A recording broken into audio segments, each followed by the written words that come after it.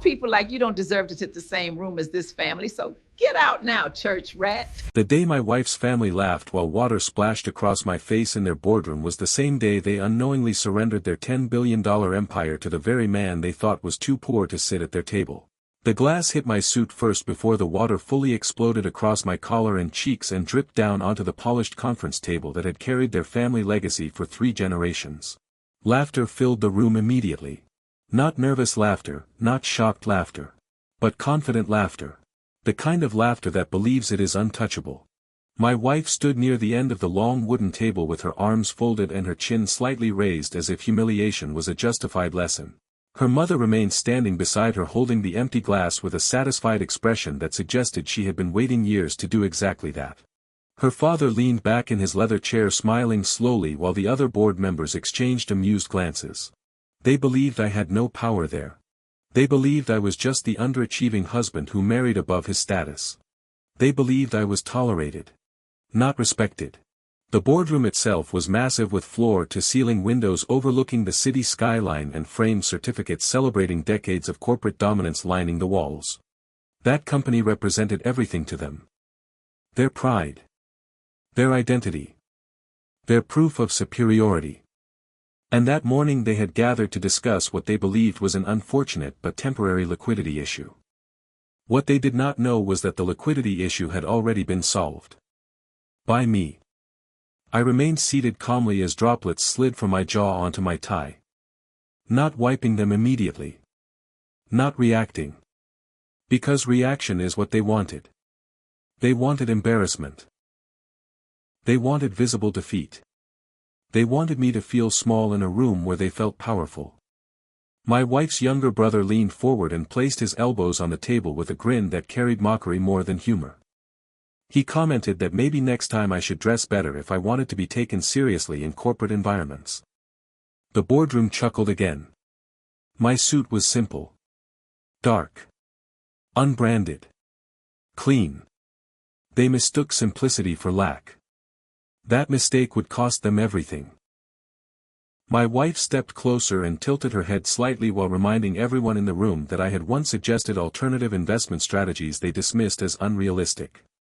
She framed it as a joke. As if I were some dreamer who read too many business articles online. Her mother added that ambition without capital is just noise. The room hummed with agreement. It was fascinating how wealth can make intelligent people arrogant. They believed ownership meant permanence, they believed legacy meant immunity, they believed family control meant safety. None of those beliefs survive acquisition. On the large digital screen at the end of the table the company's financial charts were displayed. Stock decline. Debt pressure. Pending buyout offers. They were reviewing proposals from external investors. Serious investors. Private equity firms. Foreign conglomerates. Institutional capital. They debated which offer would preserve their family name. Which buyer would allow them to retain partial influence? Which investor would avoid replacing the board? They argued intensely about percentages and voting rights. All while the controlling stake had already changed hands quietly the night before. My phone rested face down in front of me. Vibrating silently with confirmations. Legal signatures completed. Escrow accounts transferred. Majority ownership secured through a layered holding structure that none of them thought to investigate. The irony was beautiful. They were discussing how to protect the company. From me. Without knowing it. My wife's father cleared his throat and reminded everyone that the family would never allow an outsider to control what their grandfather built. He said it with conviction. Authority. Legacy. Confidence. He did not know he was already speaking to the outsider who owned 51%. The room shifted to discussion about the primary acquisition candidate. A mysterious investor group operating through a New York-based holding corporation. Aggressive. Strategic. Highly liquid. Their offer was higher than anyone expected. Their terms firm. Non-negotiable. The board speculated about who was behind the entity. Some assumed foreign capital. Some assumed hedge funds. Some suspected a rival. No one looked at me. Because no one considered the possibility. My wife turned toward me again and commented that perhaps I should leave if serious business was being conducted. Her tone polite. But sharp. She framed it as concern. As if she was protecting me from discomfort. What she was protecting was her image. Because a poor husband in a billion-dollar boardroom disrupts narrative. Her mother added that the meeting was not a place for spectators. And then she stepped forward without warning and flung the glass of water directly into my face. The splash echoed against the polished wood. Silence followed for half a second.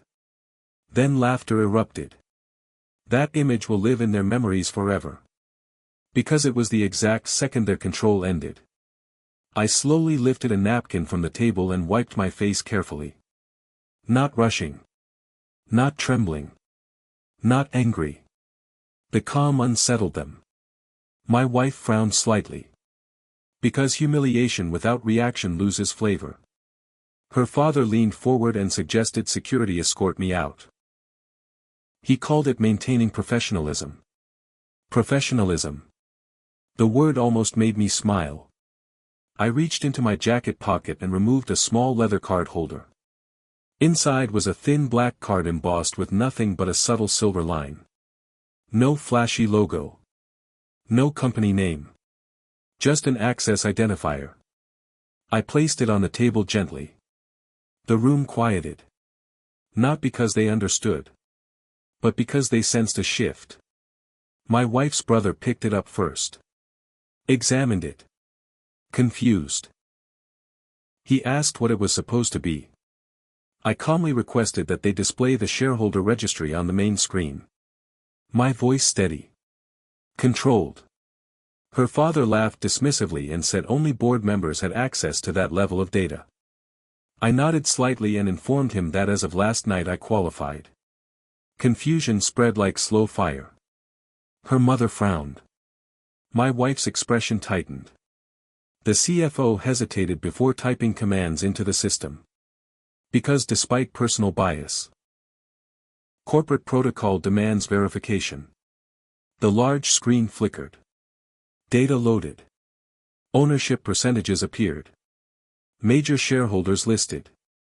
At the top of the list a newly registered holding company appeared controlling 51%.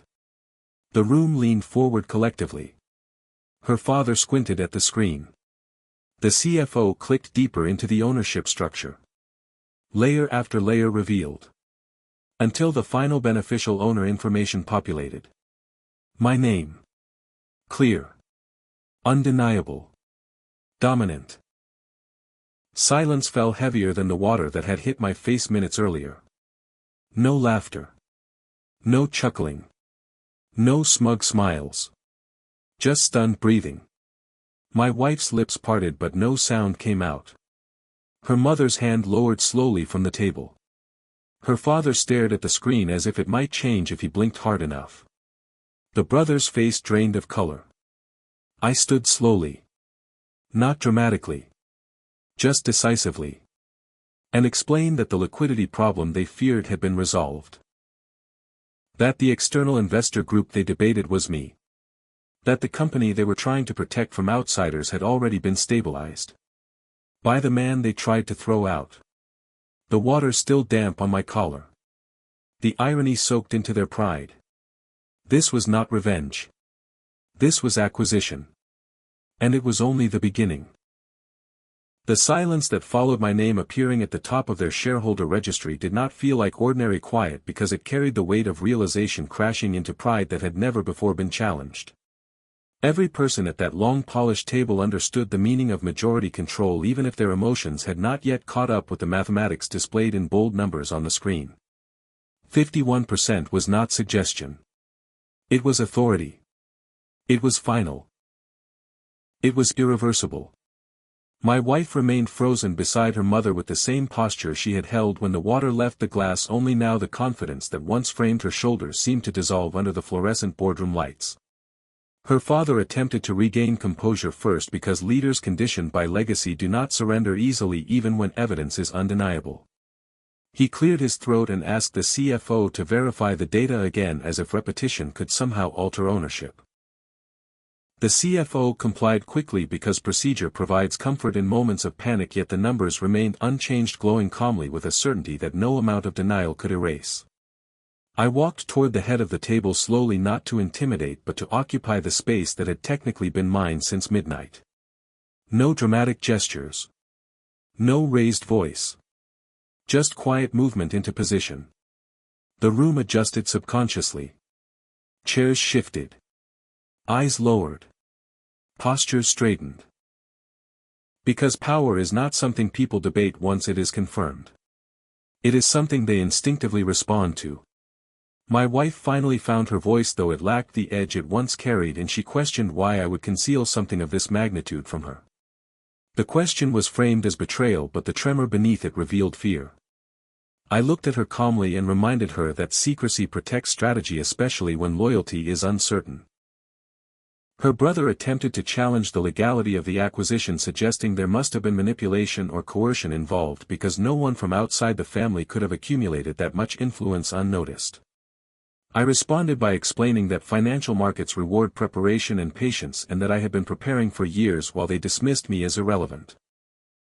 The board members who were not family began scanning the room, nervously calculating how this new structure would affect their positions. Corporate survival instincts activated quickly. The independent directors shifted allegiance in real time because their responsibility had always been to the majority shareholder. And now that shareholder was standing at the head of the table. My wife's mother, who minutes earlier held an empty glass like a trophy, now stood gripping the edge of her chair for balance. Her voice softened as she attempted to reframe her earlier behavior as misunderstanding.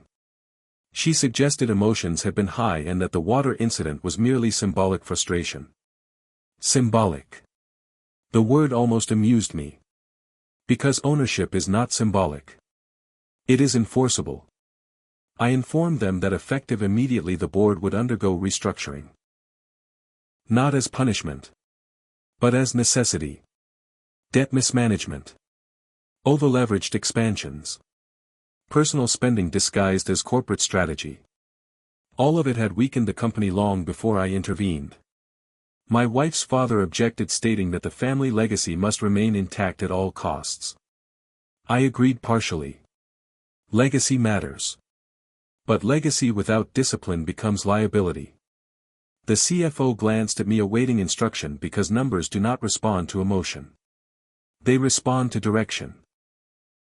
I authorized the presentation of the recovery plan already prepared. A multi-phase restructuring that included refinancing debt at favorable rates secured by my private capital. Strategic divestment from underperforming subsidiaries.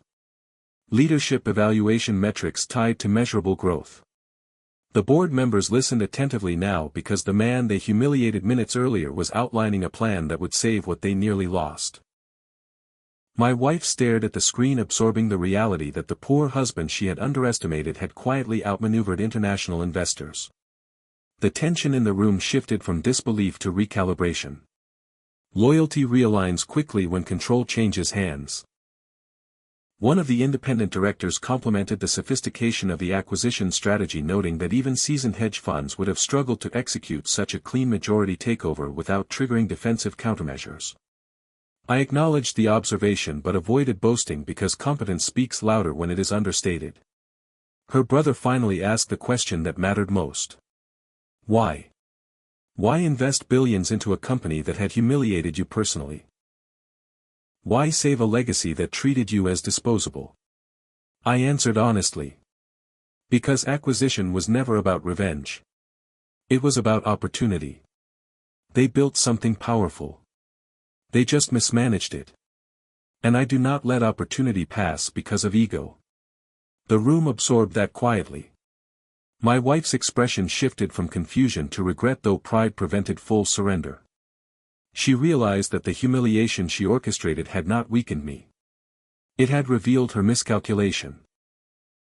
Her father's posture softened as he recognized that resistance would only accelerate removal. He asked what role, if any, the family would retain moving forward. The question carried vulnerability that had not existed earlier. I responded that performance would determine position. Family name would no longer guarantee authority. Competence would. Silence again. But this time it was reflective rather than shocked. Outside the boardroom windows the city skyline shimmered as if unaware that ownership of a $10 billion company had just shifted within those walls. I reached for a fresh glass of water from the tray at the center of the table and poured it calmly into a clean glass. The symbolism was intentional. Control restored. Balance maintained. I took a measured sip and placed the glass down gently. Then I informed them that this meeting would reconvene in 48 hours under new governance structure. Attendance mandatory. Preparedness expected. Because from this point forward the company would operate under disciplined leadership. My leadership. I gathered my jacket and adjusted my tie, still slightly damp from earlier humiliation. The dampness no longer felt degrading. It felt transitional. As I moved toward the door, security instinctively stepped aside, though they had not yet been formally instructed. Authority does not require announcement once it is visible.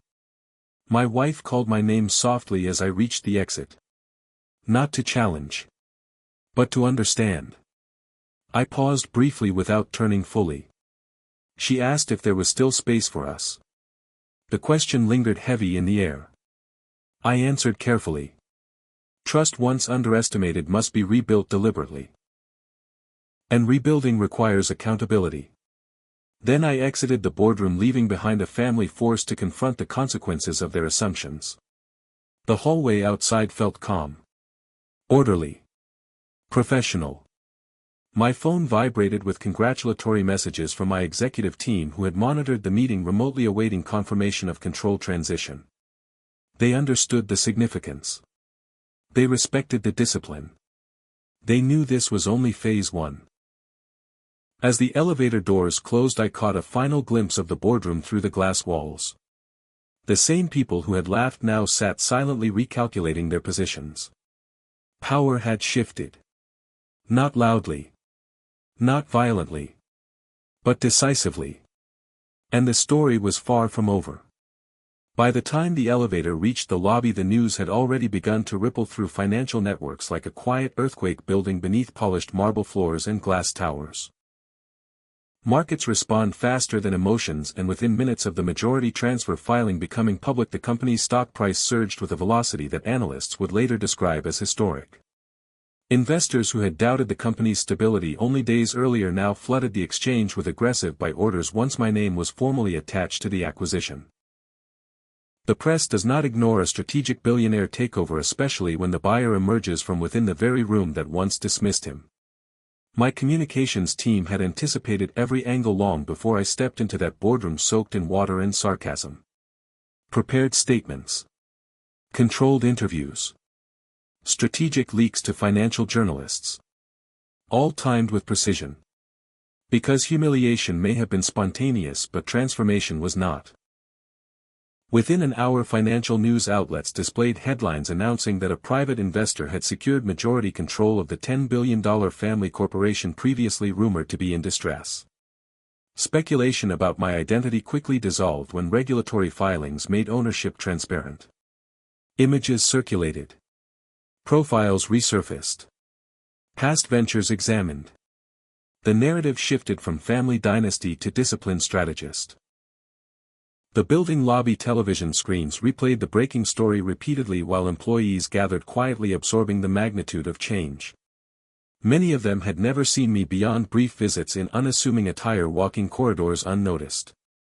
Now the same employees watched analysts debate my track record on live television. My phone buzzed relentlessly with invitations from media networks requesting interviews, but I declined immediate exposure. Visibility must be managed, not indulged. Back upstairs in the boardroom, the family watched those same headlines appear on their screens as the reality of public awareness sealed what private denial could no longer protect. Their humiliation had moved beyond walls. It now carried market capitalization. My wife remained seated long after I exited, staring at the screen replaying the moment her mother's glass left her hand. She understood something crucial in that silence. Public memory does not forget images easily. And boardrooms have cameras. Security footage exists. Narratives can form. Her father shifted from anger to strategy quickly because pride cannot override survival when shareholders are watching. He began contacting long-trusted advisors attempting to contain reputational damage, but reputation follows ownership. And ownership was now mine. Outside the building, my convoy of black sedans waited not as spectacle but as operational necessity because high-profile acquisitions alter security risk instantly. The driver opened the rear door without hesitation. Respect does not need volume. It requires clarity. As the vehicles moved through downtown traffic, financial podcasts were already dissecting the move, describing it as a masterclass in silent leverage. They spoke about patience. About calculated entry points. About how the acquisition had been structured through layered holding entities that shielded intent until the final moment. None of them mentioned the water. Because markets do not trade humiliation. They trade dominance. My executive team convened virtually within the hour, reviewing implementation timelines for restructuring. Capital injection schedules. Debt renegotiation calls. Leadership evaluation metrics. This was not emotional victory. It was operational execution. Meanwhile, back in the family estate, my wife's mother paced through the living room, replaying every dismissive remark she had ever made about me. Memory sharpens painfully when perspective changes. Her brother searched social media only to find comment sections already praising the strategic brilliance of the acquisition. Public perception had turned in record time.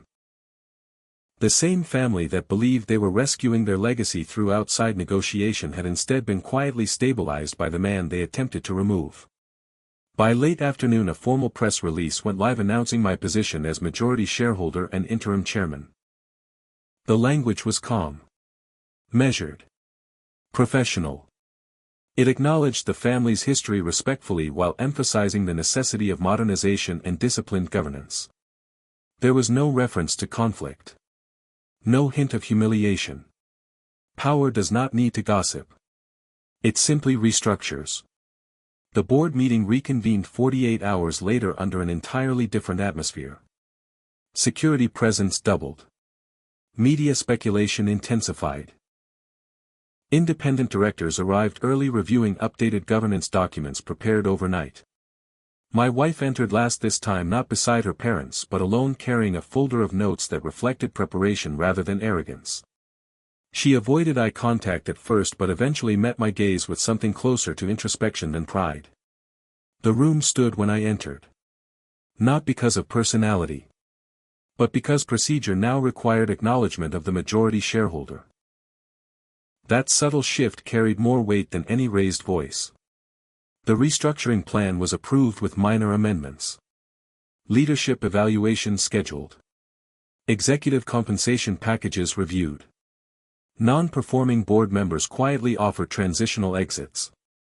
My wife's father retained a ceremonial advisory role with limited voting influence. Legacy preserved in name. Control transferred in reality. When discussion moved toward public perception management, my wife volunteered to spearhead a transparency initiative designed to demonstrate unity during transition. Her tone lacked the sharpness it once carried. There was sincerity now. Perhaps even remorse. I approved the initiative with clear performance benchmarks because emotion without structure collapses quickly. After the meeting concluded, she requested a private conversation. The boardroom emptied slowly, leaving only the two of us surrounded by polished wood and city skyline. She began by acknowledging that she had underestimated not just my financial capacity but my patience. She admitted that assumptions built on visible lifestyle rather than hidden discipline had shaped her judgment. Her words flowed steadily, no longer defensive but reflective. She spoke about pressure from her family. About maintaining image. About fear of marrying beneath expectation. Fear. The word hung between us heavier than accusation. I listened without interruption because understanding does not require immediate reply. She asked if redemption was possible. Not financially. But relationally. I responded, carefully explaining that trust must be reconstructed through action, not apology. Respect must precede partnership. And partnership cannot exist where hierarchy of worth once dominated. She nodded, slowly absorbing the reality that wealth does not erase memory. It clarifies it. Outside the glass walls, employees moved through corridors, unaware of the quiet emotional negotiation unfolding above. Markets closed strong that day with record gains. Analysts upgraded the company outlook from unstable to strategically positioned. Media praise intensified. But inside that room the conversation was far more personal than stock valuations. Because while acquisition secures companies, reconciliation requires humility. When we finally exited together, cameras captured our images. Speculation ignited.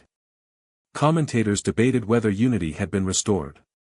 Whether the billionaire and his wife would rebuild publicly. Narratives multiplied. But only we understood the complexity beneath those polished photographs. That night I returned to the penthouse apartment she once believed was temporary luxury funded by loans. She arrived later, quietly walking through rooms she now saw differently. Not as overextension, but as intention. She paused at the balcony overlooking the city and admitted she never truly asked how I built what I built. She simply assumed. Assumption. The most expensive mistake in any partnership. I reminded her that wealth without respect is hollow.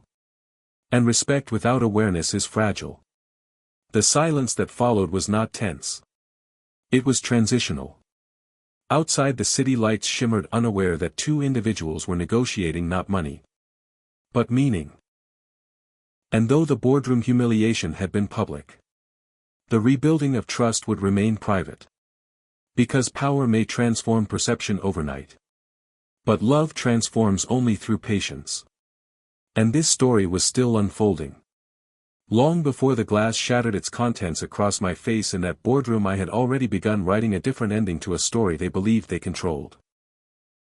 Years earlier, when I first stepped into that company building as nothing more than the quiet husband no one bothered to evaluate, I noticed patterns others overlooked because arrogance makes blind spots permanent. I observed debt accumulating faster than growth. I saw expansions approved for ego rather than efficiency. I listened during family dinners as strategies were discussed casually as if the market owed them loyalty. They mistook heritage for immunity. They mistook visibility for dominance. They mistook my silence for limitation. But silence is often strategy in its earliest form. I built my foundation long before their balance sheet began to tremble. My first venture was not flashy. Not media covered. Not social. It was infrastructure. Logistics. Energy distribution contracts negotiated quietly in emerging markets where competition underestimated patience. Profits were reinvested. Not displayed. Capital multiplied without spectacle.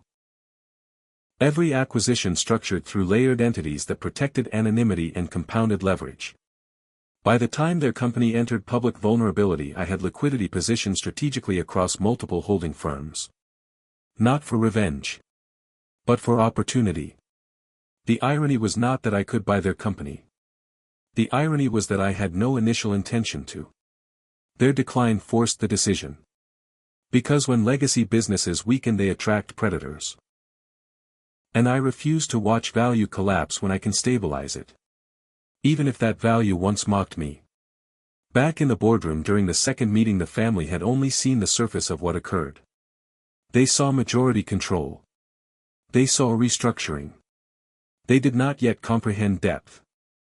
That realization came during the third convening when my legal team presented the complete ownership architecture. Layer after layer unfolded across the screen. International partnerships. Strategic capital reserves. Debt restructuring agreements already negotiated before the first glass of water had even left the pitcher. The CFO reviewed documents with widening eyes as he understood that contingency plans existed long before the family acknowledged crisis. My wife's father finally asked the question that had lingered beneath every interaction. How long? How long had this been in motion?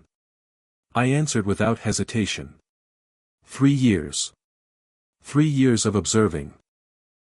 3 years of modeling financial scenarios. 3 years of acquiring minority shares quietly through market windows they ignored. 3 years of allowing them to underestimate my capacity. The room fell silent in a way different from shock.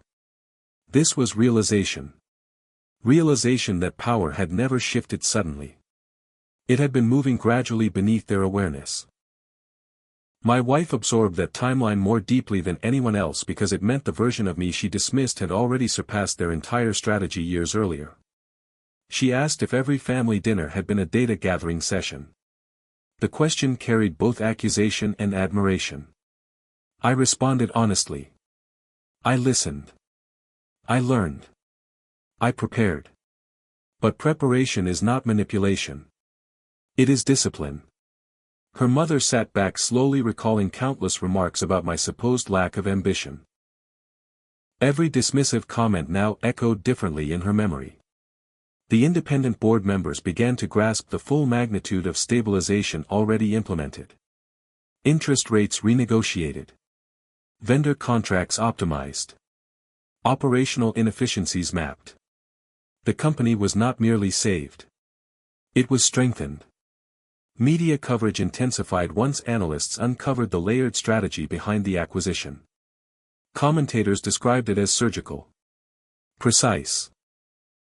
I avoided interviews again because the story was not about public validation. It was about structural correction.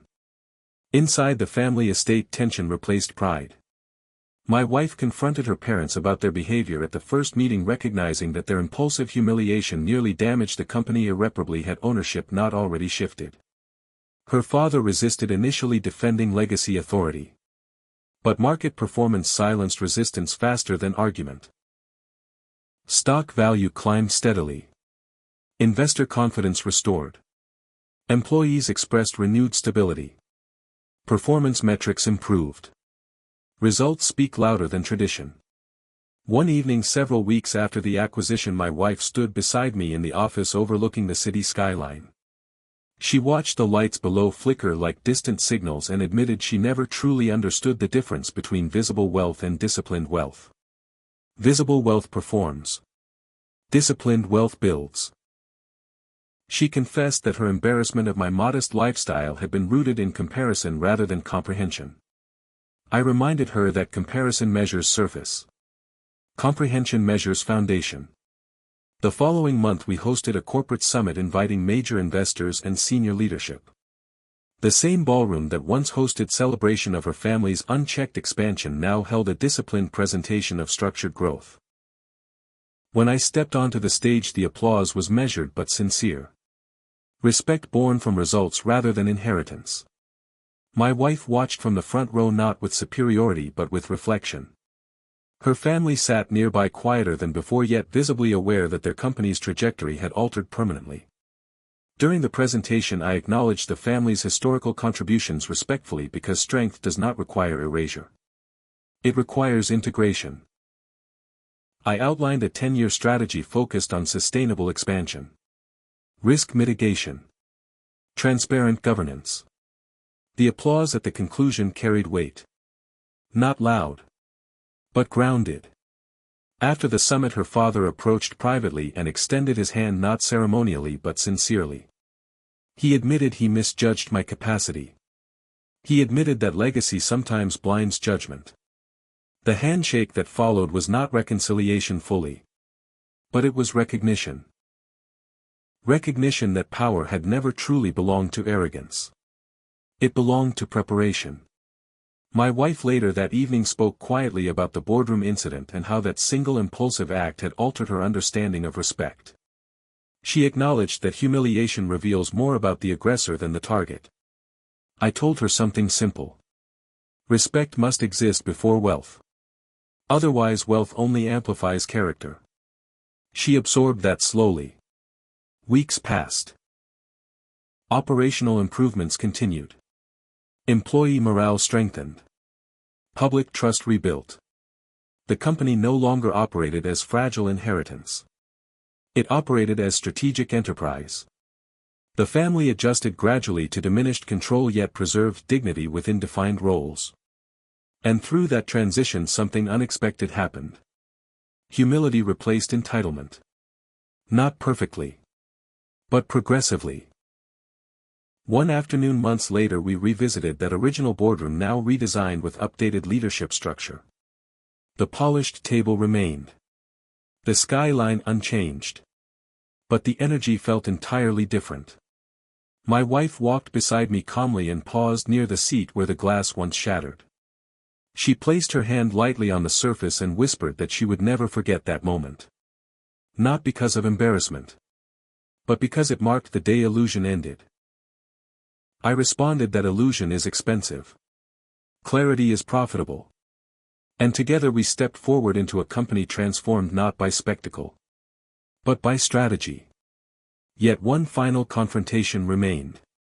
Because although the boardroom accepted change, public perception still carried fragments of the old narrative. And the next chapter would determine whether this transformation was temporary or permanent. The final transformation did not begin with applause or headlines or dramatic speeches, because the deepest shifts rarely announce themselves loudly. It began quietly when the annual shareholders' summit approached, and for the first time since the acquisition the entire extended family along with institutional investors and global partners would gather in one room to evaluate performance under new leadership. This summit would determine whether stabilization was temporary momentum or lasting authority. Speculation had faded, but skepticism remained in corners where pride once ruled unchecked. My communications team had recommended a grand entrance or symbolic moment to reinforce dominance, but I declined because power proven through results does not require theatrics. The ballroom filled gradually with executives in tailored suits and investors reviewing digital tablets displaying quarterly growth reports that exceeded projections. Revenue streams diversified. Debt ratios optimized. Market valuation increased beyond pre-crisis levels. The company once trembling under fragile governance now stood reinforced. My wife arrived early that morning, standing beside me not as ornament but as active executive involved in corporate social impact initiatives we had developed jointly. Her transformation over the past months had been visible not through apology speeches but through consistent action. She attended strategic meetings, reviewed policy drafts, volunteered for operational committees. Not to reclaim control, but to contribute meaningfully. Her parents entered together slower than usual, carrying the subtle humility that accompanies survival through correction. Her father greeted me without hesitation, this time extending a steady handshake acknowledging not just ownership but stewardship. That gesture alone marked progress no press release could measure. When the summit began I stepped to the podium under measured lighting that reflected off polished floors and crystal fixtures. There was no rush in my movements. No performative dominance. Just composure earned. I began by reviewing the company's journey, openly acknowledging the instability that had once threatened collapse without assigning blame publicly. Transparency builds trust. And trust compounds faster than secrecy. Graphs appeared on the massive screens behind me illustrating growth curves that climbed steadily since the acquisition. Investors nodded. Board members reviewed notes. Independent analysts whispered approval. The atmosphere carried validation not from fear but from confidence. Then I addressed something more personal without dramatizing it. I spoke about perception. About how visible status often masks invisible discipline. About how underestimation can either break a person or refine them. I did not mention the glass. I did not reference humiliation. Because the lesson had already been absorbed by those who needed it. My wife watched with quiet intensity, recognizing herself in the reflection of those words. When the presentation concluded, the applause was not explosive. It was sustained. Deliberate. Respectful. The kind of applause reserved for leadership that proves itself beyond doubt. After formal business concluded, the room transitioned into networking conversations. Investors approached expressing confidence in long-term strategy. Global partners discussed expansion. Analysts scheduled interviews. And within that movement my wife's mother approached slowly. She carried no defensiveness. Only acknowledgement. She admitted that the boardroom incident had been driven by frustration and pride that blinded her to reality. She acknowledged that she had equated wealth with image rather than integrity. Her voice steady, not dramatic. Just honest. I accepted her words without embellishment because forgiveness does not require performance. It requires clarity. Her father later requested a private conversation and admitted something more vulnerable. He confessed that watching his company decline had triggered fear of irrelevance and that fear manifested as arrogance. He recognized that my intervention preserved not only financial value but family dignity. That admission carried more weight than any public apology. Over the following weeks the narrative fully shifted. Media outlets highlighted the company's resurgence. Business journals published case studies examining the strategic acquisition model. Young entrepreneurs referenced the transformation as evidence that discipline outweighs noise. The boardroom footage of the water incident remained buried in security archives, never released because scandal benefits no one when growth is the headline. At home the atmosphere evolved gradually. My wife moved through our space differently, no longer analyzing decor through suspicion of overspending but through appreciation of earned stability. One evening, standing together on the balcony overlooking the city, she spoke quietly about the moment she realized the difference between marrying potential and understanding it. She admitted that she had confused humility for lack of ambition and simplicity for incapacity. I told her something that ended the tension permanently. Wealth reveals character, but it does not create it. Character existed long before acquisition. And it will remain long after headlines fade. The following quarter we launched a foundation initiative focused on financial literacy and leadership development for young professionals from underestimated backgrounds. Not as image rehabilitation, but as principle. Because the most powerful lesson of this entire journey was not about control. It was about perception. And perception can be reshaped through example. Months later, during another board meeting, the atmosphere carried none of the tension that once dominated the room. Leadership discussions flowed smoothly.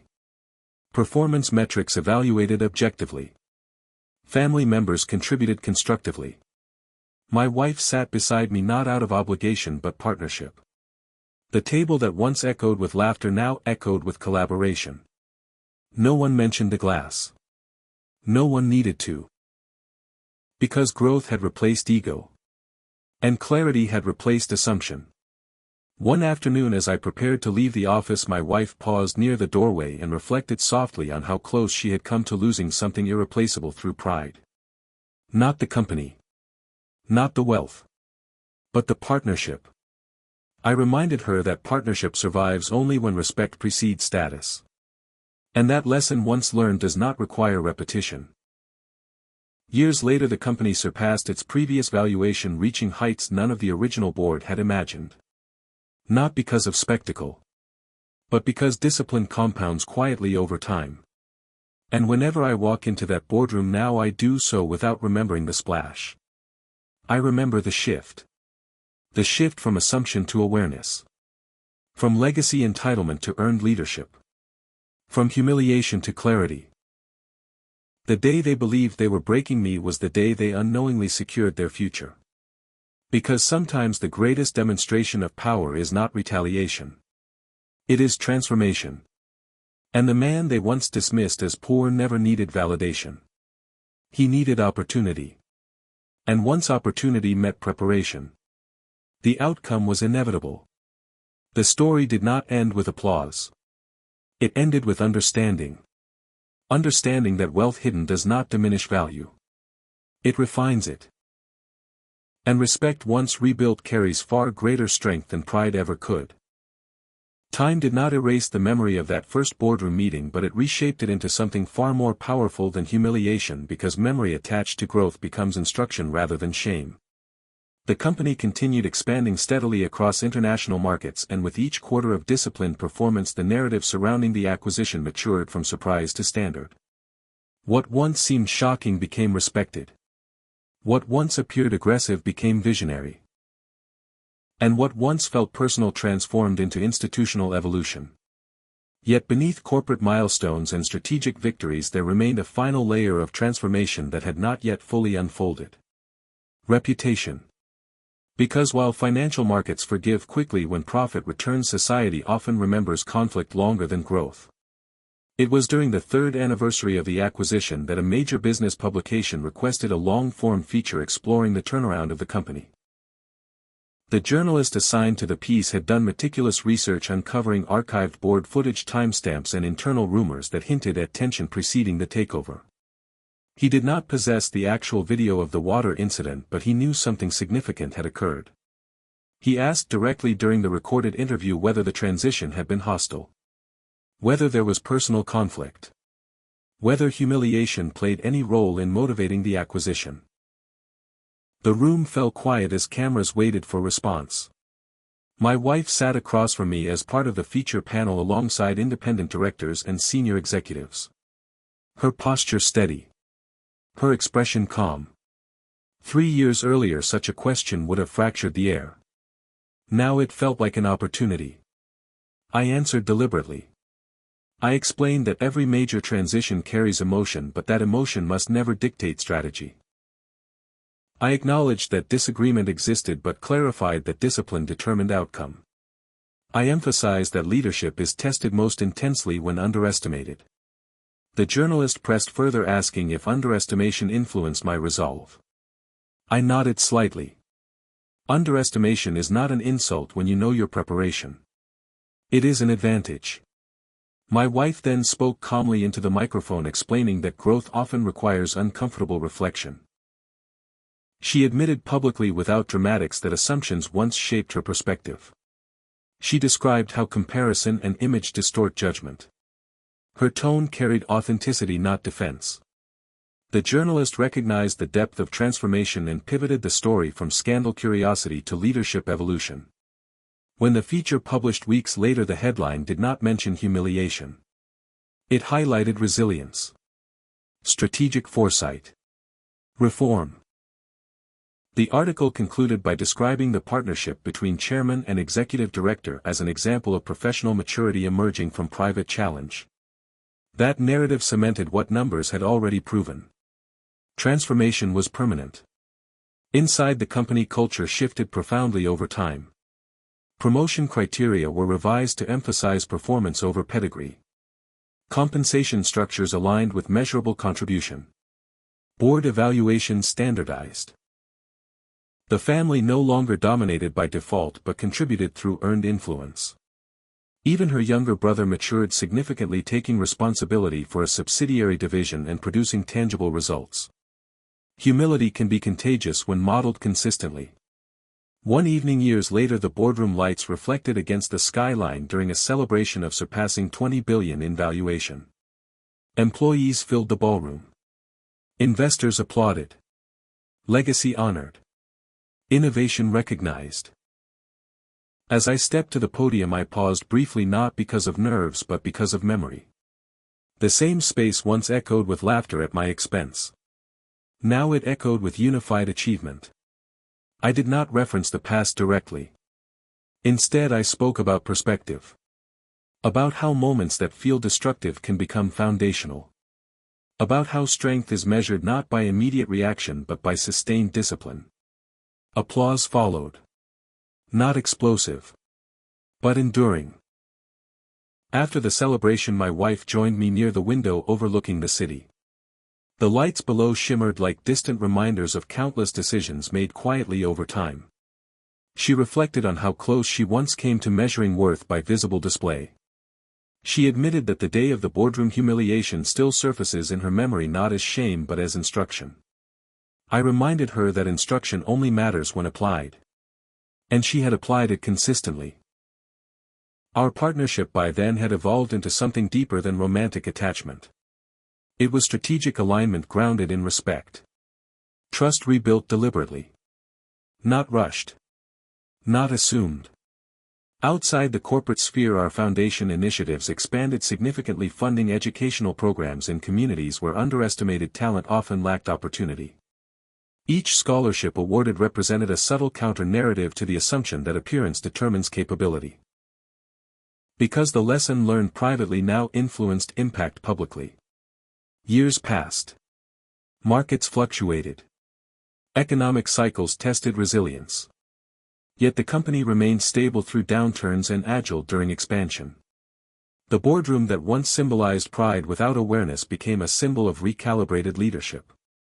And on quiet evenings when I stand alone by the glass walls overlooking the skyline, I sometimes reflect not on the splash of water but on the stillness that followed. Because that stillness contained the real shift. Not anger. Not revenge. Just clarity. Clarity that power does not require reaction. Clarity that preparation outpaces perception. Clarity that respect must precede partnership. The man they once saw as poor was never defined by bank accounts. He was defined by patience. And patience when paired with opportunity becomes unstoppable.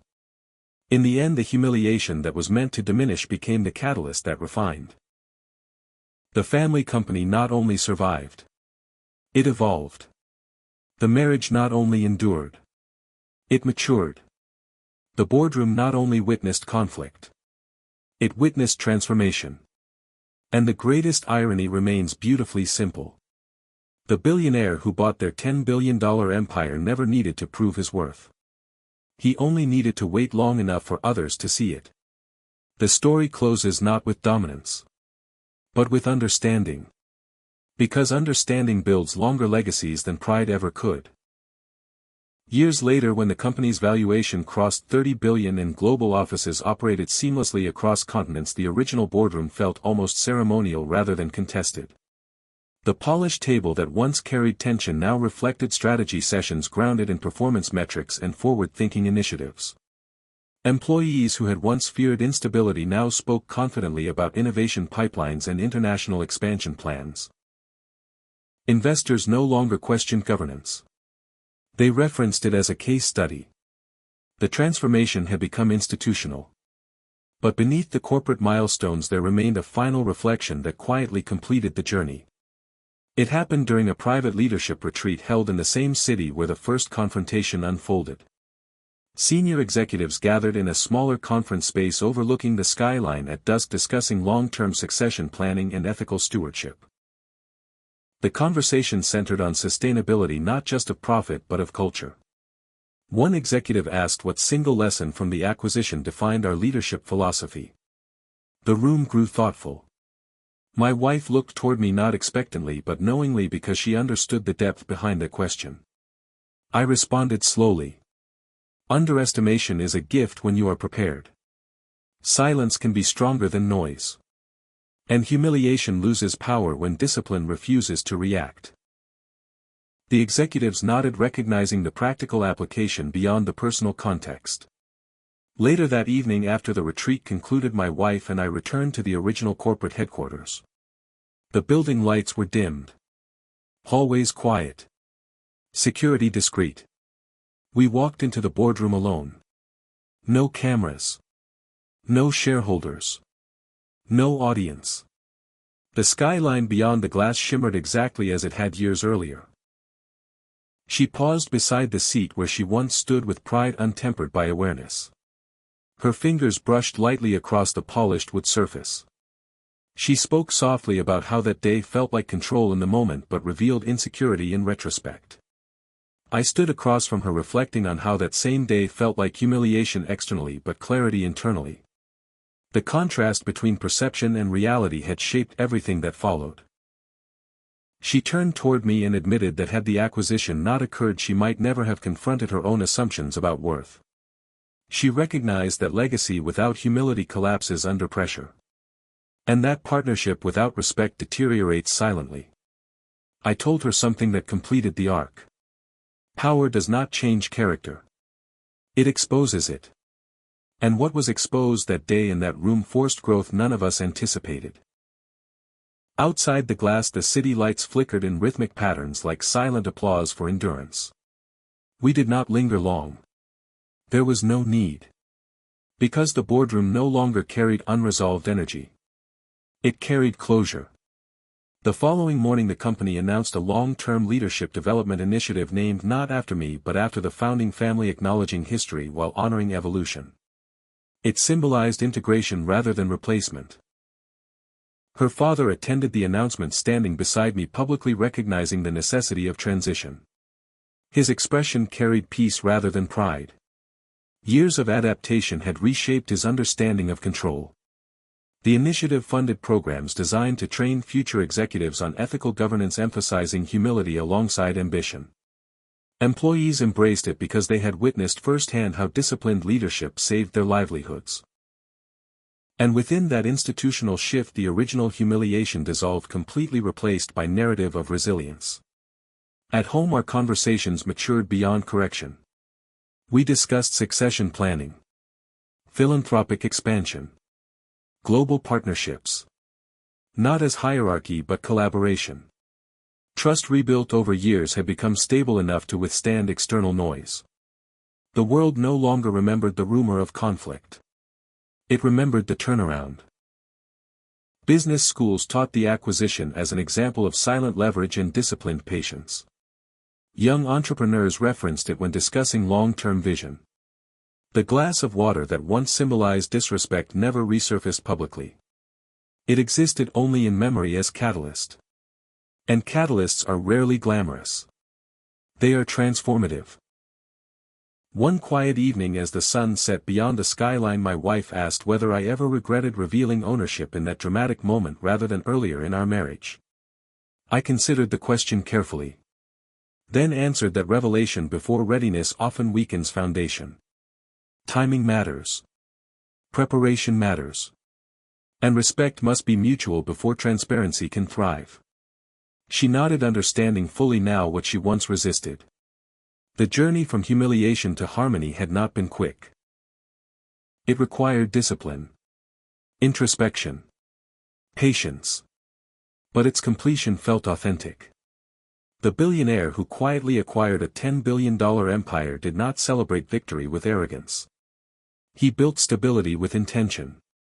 The family who once equated status with superiority learned that influence earned through competence lasts longer than inheritance protected by ego.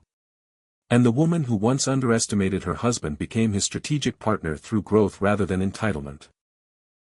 As I stand sometimes alone overlooking the city that once witnessed both dismissal and dominance, I recognize that the true wealth of this story was never financial. It was perspective. Perspective refined through challenge. Strengthened through restraint. Proven through time. The boardroom remains polished. The skyline unchanged. But the people within those walls evolved. And that evolution marks the real ending. Not dramatic. Not explosive. But steady. Because steady power outlives spectacle. And respect rebuilt endures longer than pride ever could.